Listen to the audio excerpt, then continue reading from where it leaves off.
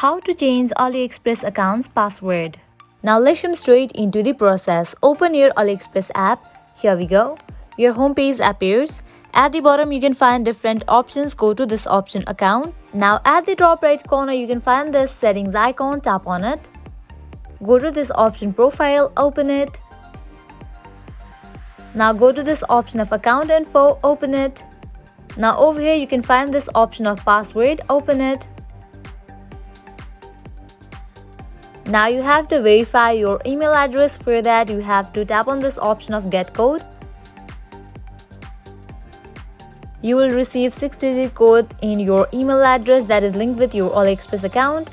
Open your Gmail now. At the top you can see that AliExpress has sent the code. Open it. Copy this code. Close your Gmail and open AliExpress app and paste that code over here. After you enter the code, tap on verify.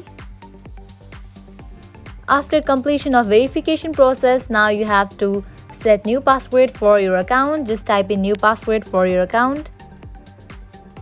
Confirm your new password. After you are done, tap on update password. Tap on continue.